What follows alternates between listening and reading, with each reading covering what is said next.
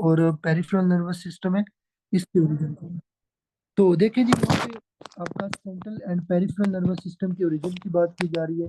तो देखिए, सबसे पहले आप लोगों को मैंने पढ़ाया कि आपकी जो न्यूरल ट्यूब होती है, इस न्यूरल ट्यूब के अंदर जो एपिथीलिया होता है उसको बोलते हैं न्यूरो एपिथीलिया। तो न्यूरल ट्यूब के अंदर जो न्यूरो एपिथीलियम होता है उसने इन फ्यूचर क्या बनाना बनाना होता है, आपके सेंट्रल नर्वस सिस्टम के न्यूरॉन्स को, आपके सेंट्रल नर्वस सिस्टम के अंदर जो ग्लाइल सेल्स होते हैं, जिसमें एस्ट्रोसाइट, ओलिगोडेंड्रोसाइट या एपेंडाइमल सेल आते हैं। तो बेसिकली ये जो एस्ट्रोसाइट हैं, ये जो ओलिगोडेंड्रोसाइट या एपेंडाइमल सेल हैं, all these are the glial cell. Glial cell basically आपके ब्रेन के स्पोर्टिव सेल होते हैं। ब्रेन के स्पोर्टिव सेल्स को ग्लाइल सेल बोलते हैं। और वो स्पोर्टिव सेल कौन कौन से हैं? एस्ट्रोसाइट है, ओलिगोडेंड्रोसाइट है, एपेंडाइमल सेल है। उसके बाद आपके न्यूरल क्रस्ट सेल है। न्यूरल क्रस्ट सेल आपका क्या बनाते हैं? पेरिफेरल नर्वस सिस्टम के न्यूरॉन्स बनाते हैं। फिर उसके बाद डोर्सल रूट गैंग्लियन और ऑटोनॉमिक गैंग्लियन। देखो, मैंने आपको बताया what is ganglion, collection of nuclei. ठीक है, जब आप बेसिकली बहुत सारे न्यूक्लियाई को इकट्ठा करते हो उसको हम लोग गैंग्लियन बोलते होते हैं। और अगर वो आपके स्पाइनल कोड की डोर्सल रूट के अंदर, उसको डोर्सल रूट बोलेंगे। अगर वो गैंग्लियन आपका सिंथेटिक, पैरासिम्थेटिक या इंटेरिक नर्वस सिस्टम का है, उसको ऑटोनॉमिक बोलेंगे। फिर उसके बाद आपके जो पेरिफेरल नर्वस सिस्टम, इसके भी सपोर्टिव सेल हैं, जिस तरह श्वान सेल, स्टीलेट सेल होते हैं। फिर इसी तरह adrenal medulla. So all these are developed from neuron, neural crest cell. और न्यूरल क्रस्ट सेल कहाँ से डेवलप होते हैं? कल आप लोगों को पढ़ाया था न्यूरल प्लेट से। न्यूरल प्लेट आपके पास न्यूरल ट्यूब बनाते हैं और न्यूरल क्रस्ट सेल बनाते हैं।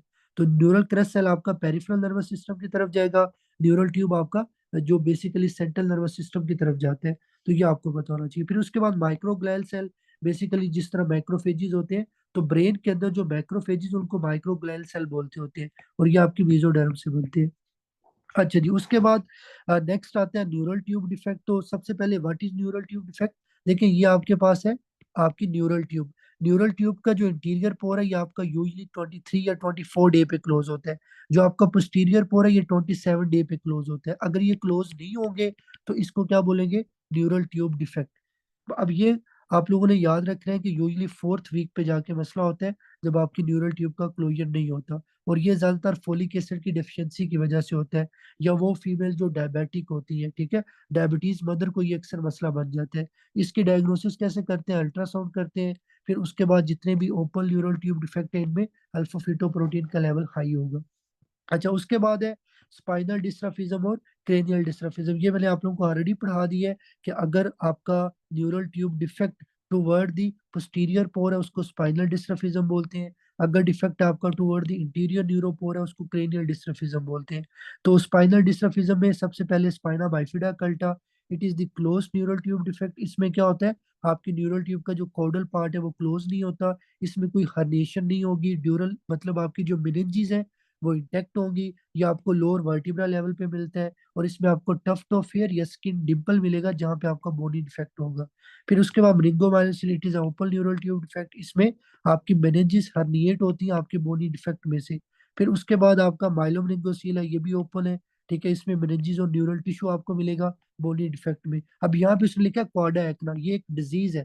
ठीक है, डिजीज क्या बेसिकली देखना, अगर आपकी न्यूरल टिश्यू है, अगर आपके न्यूरॉन्स या आपका जो न्यूरल टिश्यू है अगर वो आपका बाहर आ जाए और उन न्यूरॉन्स का डैमेज होता है, उस न्यूरल टिश्यू का डैमेज होगा, तो उसकी वजह से फिर आपको जो सिंड्रोम आएगा उसको बोलते हैं क्वाडा एक्ना सिंड्रोम। ये भी हम लोग पैथो में पढ़ेंगे इंशाल्लाह। जस्ट अभी आप लोग यहाँ पे इतना याद रखें कि माइलोमेनिंगोसील is associated with क्वाडा acne syndrome. फिर उसके बाद है माइलोसिस, ये भी ओपन न्यूरल ट्यूब डिफेक्ट है। इसमें आपका न्यूरल ट्यूब जो न्यूरल टिश्यू अनफ्यूज होगा और ये बाहर आ जाएगा, एक्सपोज होगा, लेकिन इसके ऊपर कोई स्किन या मेनिंजियल कवरिंग नहीं होगी।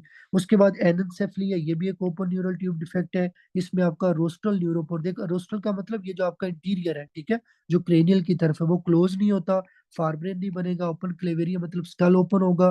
फिर ये प्रेजेंट करता है पॉलीहाइड्रोमनियास के साथ। क्यों? क्योंकि बच्चे का स्वाल्विंग जो मैकेनिज्म है वो सही से डेवलप नहीं होगा because of neuronal control loss होने की वजह से। तो वो पॉलीहाइड्रोमनियाज हो जाएगा। अच्छा, अब आप लोगों ने ये नीचे डायग्राम देखो, ये नॉर्मल है, दिस इज द नॉर्मल। अच्छा, ये आपकी बोन है। अगर बोनी डिफेक्ट आए सिर्फ, तो मैंने क्या पढ़ाया था? Spina bifida occulta. तो यहाँ पे सिर्फ बोन का डिफेक्ट है। अगर इस बोन के डिफेक्ट के अंदर आपकी ये मेनिंजेस निकल के आती है, देखो ये मेनिंजेस आ रही है, आपका न्यूरल टिश्यू, आपका स्पाइनल कोड बिल्कुल अंदर पड़ा हुआ है, तो ये क्या है? मेनिंगोसील है। अगर इसी तरह आपकी मेनिंजेस भी बाहर आ जाए, फिर उसके बाद आपका जो न्यूरल टिश्यू वो भी ऊपर चला जाए, उसको बाइलोमलिंगोसील बोलेंगे। तो जल्दी से बताएं शाबाश, ये सब लोगों को ये क्लियर है? न्यूरल ट्यूब डिफेक्ट जो यहाँ पे बुक के ऊपर लिखा हुआ है, कोई भी चीज या कोई भी लाइन जो आप लोगों को ना समझ आई हो? ठीक है।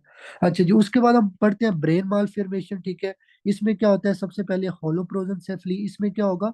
आपका जो प्रोजन सेफ्लोन है वो डिवाइड नहीं होगा टू सेरेब्रल हेमिस्फीयर में, जिसकी वजह से आपको क्या होगा? डेवलपमेंटल डिफेक्ट होगा, जो कि 3 to 4 वीक में होता है। ये सोनिक हिच होज के साथ एसोसिएटेड है। पटोव सिंड्रोम में होता है, ये फीटल अल्कोहल सिंड्रोम में। और इसमें क्या होगा? मिड लाइन डिफेक्ट होगा। मैंने आपको पहले बताया मिड लाइन का मतलब ये है कि ये आपका लेफ्ट सेरेब्रल हेमिस्फीयर है, ये राइट है। तो ये आपका जो सेंटर है ना, मतलब सेंटर अगर बनेगा तो डिवीजन होगी, लेकिन ये सेंटर नहीं बनता। सेंटर ना बनने की वजह से वो एक ही रहेगा, तो जिसको बोलते हैं मिड लाइन डिफेक्ट।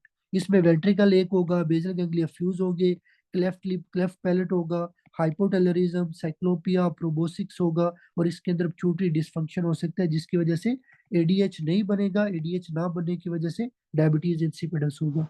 अच्छा जी, उसके बाद है लाइसेंस सेफली। लाइसेंस सेफली में क्या है? न्यूरोनल माइग्रेशन नहीं होगी, ब्रेन आपका स्मूथ रहेगा, जिसमें सल्कस और गहराई नहीं बनेगी। और ये डिस्फेजिया, खाने में मसला आएगा, सॉल्विंग में सीजर्स, माइक्रोसेफली या फेशियल एनॉमलीज होंगी।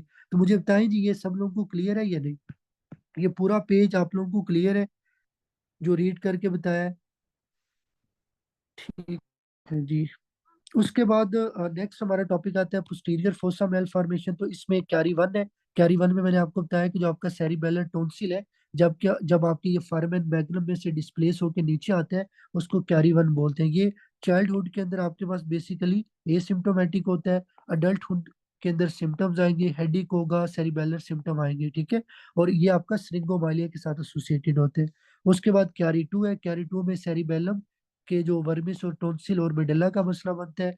जब ये फॉरमेन मैग्नम में से गुजर के आएंगे, उसको कैरी टू बोलेंगे, जिसकी वजह से हाइड्रोसिफिलिस होगा, डेट इज नॉन कम्युनिकेटिंग। ये आपने याद रखना है। और कैरी वन आपकी मतलब लेस सीवियर होती है। ठीक है, ये आपने याद रखना है। कैरी टू ज्यादा सीवियर होती है। ये अर्ली लाइफ में बच्चा प्रेजेंट करेगा, जिसको बेसिकली आपके पास डिस्फेजिया, स्ट्राइडर, एपनिया, लिव वीकनेस होगा। फिर इसके अंदर आपको माइलोब्लिंगोसिल की एसोसिएशन मिलेगी। फिर है डैडी वाकर। डैडी वाकर में क्या है? सेरिबेलर आपका वर्मिस बनता ही नहीं है, एजेनेसिस होती है। आपके फोर्थ वेंट्रिकल की इन्लार्जमेंट हो जाएगी। जो फोर्थ वेंट्रिकल की इन्लार्जमेंट होगी, तो आपके पोस्टीरियर फोसा को फिल कर देगा, और ये नॉन कम्युनिकेटिंग हाइड्रोसिफिलस करवाता है। तो मतलब ये है कि कैरी टू और डैडी Walker are associated with non communicating hydrocephalus. बस ये आपको पता होना चाहिए। और इसके अंदर आपको स्पाइना बाइफिडा, जो अकल्टा आपने पीछे पढ़ा, उसकी भी एसोसिएशन मिलती है। उसके बाद है श्रिंगोमाइलिया। श्रिंगोमाइलिया क्या है जी? Fluid filled gliosis lined cavity in the spinal cord. मतलब ये है कि स्पाइनल कोड के अंदर आपको ऐसी कैविटी मिले जो फ्लूइड फील्ड हो, और उसके अंदर आपको बेसिकली सेल्स भी मिले। क्योंकि देखो, कोई भी कैविटी है उसके अंदर आपको सेल्स नजर आते हैं। तो ग्लायोसिस का मतलब ये है कि उसके अंदर आपको जो स्पेशली सेल्स होंगे, उनकी मदद से वो लाइंड होगी। ठीक है, सेल्स ने उसको बनाया होगा। फिर इसमें क्या होगा कि जो फाइबर्स आपके बेसिकली इंटीरियर वाइट कमीशन में से गुजर रहे होंगे, वो फाइबर जो आपके पेन और टेम्परेचर के होते हैं, पेन और टेम्परेचर के फाइबर वाले पाथवे को बोलते हैं स्पाइनोथेल्मिक ट्रैक। ठीक है, स्पाइनोथेल्मिक ट्रैक क्या होता है? कि आपका वो फाइबर्स जो पेन और टेम्परेचर के होते हैं। ठीक है, और ये जो आपका इंटीरियर पार्ट होता है ना, इंटीरियर को बेसिकली इंटीरियर वाइट कमीशन बोलेंगे। ये आप लोगों ने याद रखना है। और जिसकी वजह से क्या होगा? मरीज को पेन और टेम्परेचर का लॉस होगा अपर एक्सट्रीमिटीज के अंदर। अगर ये लीजन बढ़ती रहती है, तो आपके इंटीरियर हॉर्न के अंदर मोटर न्यूरॉन्स का डैमेज होगा, जिसकी वजह से आपको लोअर मोटर न्यूरॉन डेफिसिट आएगी। उसके बाद उसने यहाँ पे लिखा हुआ है सीनिक्स का मतलब ट्यूब होता है। ठीक है, और ये ज्यादातर C2 से T9 लेवल तक होगा। ये कैरी वन के साथ एसोसिएटेड होता है। ठीक है, उसके बाद ये आपको other malformation, infection, tumour या ट्रोमा की वजह से भी हो सकता है। तो बेसिकली आप लोगों ने इसको अपनी बुक से भी रीड आउट कर लेना है। ठीक है, जिन बच्चों को जो भी बुक से ना टर्म आए वो फिर मैं बता दूंगा। यहाँ पे बच्चे ने पूछा प्रो बेसिक्स क्या होता है? Basically it is the enlargement of appendages. ये आपको पता होना चाहिए। तो होप सो ये चीजें आप लोगों को समझ आई होंगी। ठीक है, लेक्चर के बाद अगर आप फर्स्ट एड पढ़ेंगे तो इंशाल्लाह आप लोगों के लिए जो है ना वो चीजें इजी हो